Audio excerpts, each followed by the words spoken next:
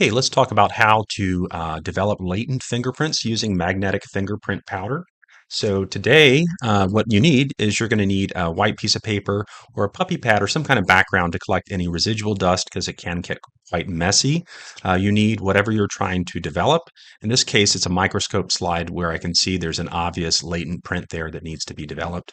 I have a powder that is contrasting to the material that I'm printing. In this case, it's a clear microscope slide, so black is going to give me the greatest contrast. I would not want to use black on something like a firearm that had a blued or black background. I'd want to use a different type of color.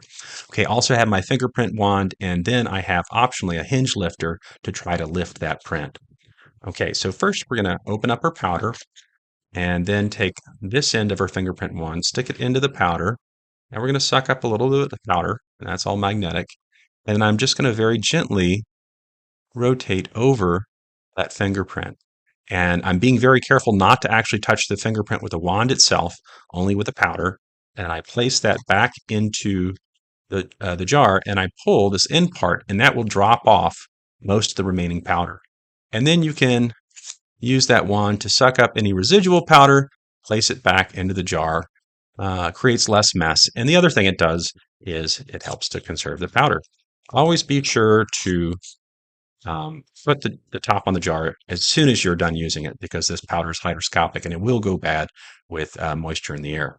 Now let's zoom in and take a look at our print. What you can see, we've got a pretty good, well-developed print there. It's a little heavy on the powder, but we can still see a lot of the minutiae in there. We can see the core of the fingerprint. And now if we want, we can try to lift that with one of our hinge lifters so that we can compare that fingerprint to our exemplar prints.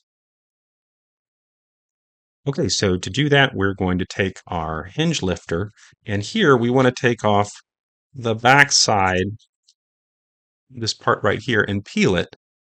And so underneath will be the adhesive side. You can always use packing tape as well. And then we're going to place that over the print, being careful not to get any air bubbles in there.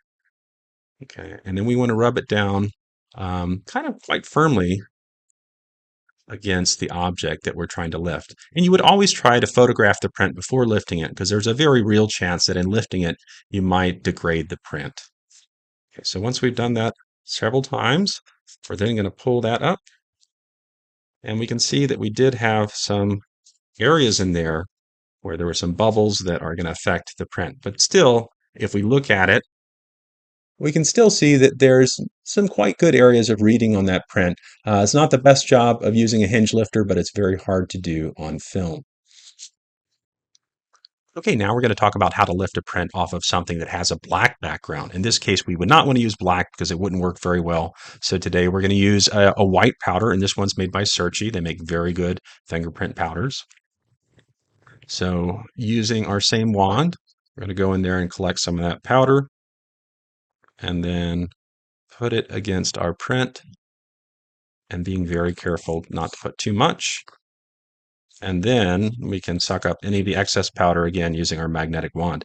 Now, depending on the object, if this is a steel object, iron or something like that, the powder for magnetic powder probably won't work as well. But in this case, it's a non-ferrous metal, it's aluminum, so it actually works exceptionally well. So I'm going to put my powder back in there, remove the excess powder using my wand, and then we're going to take a closer look at the latent print. So what we can see here is we've got a print that's been developed quite well using the white magnetic powder. Now I could lift this just like I did with my other prints, but in this case I would need a hinge lifter with a black background or just simply a piece of packing tape and then a black card to go in back so we could see the contrast. But you don't always have to lift the print. You can even just photograph it in place or compare it to your exemplars in place.